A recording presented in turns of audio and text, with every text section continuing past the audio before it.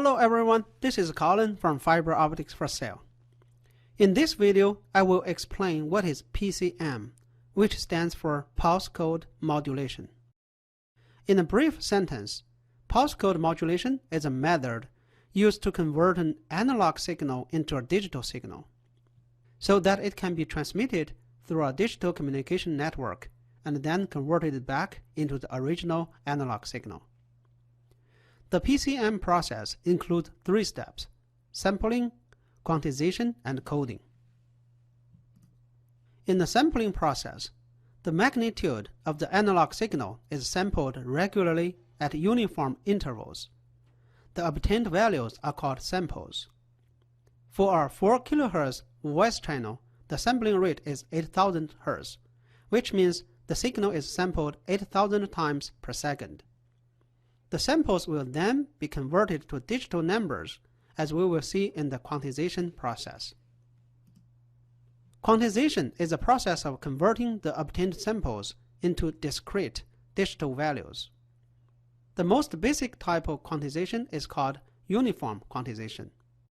In a uniform quantization, the vertical axis, which represents the amplitude, is divided into equal-sized steps, as shown in this figure. The range between 1 volt and -1 volt is divided into 16 steps. Each step represents 0.125 volt.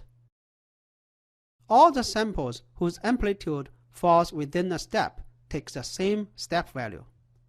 However, the quantization process introduces an error. This is because that the real amplitude of a sample is replaced by an approximate value. This error is called quantization noise or quantization distortion. In uniform quantization, the quantization distortion presents a problem. For example, let's assume a quantization error of a 0.05 volt. If this happens at a high level signal, such as 5 volt, the noise ratio is 0.05 volt divided by 5 volt, which is 1%. Not too bad. But if the same quantization error happens at a low-level signal, such as 0.5 volt, the noise ratio is 0.05 volt divided by 0.5 volt, which is 10%. Simply put, for uniform quantization, the signal-to-noise ratio is good at high-level signals, but bad at low-level signals. That is why non-uniform quantization was introduced. In non-uniform quantization process, the steps are not of equal size. Small steps are used for small signal values and large steps for large values. The purpose of doing so is to achieve that the signal-to-noise ratio is nearly independent of the signal level. This is done by favoring low-level voice over high-level voice. In other words, more code groups are assigned to speech at low levels than at the higher levels, progressively more as the level reduces. This is shown in this figure.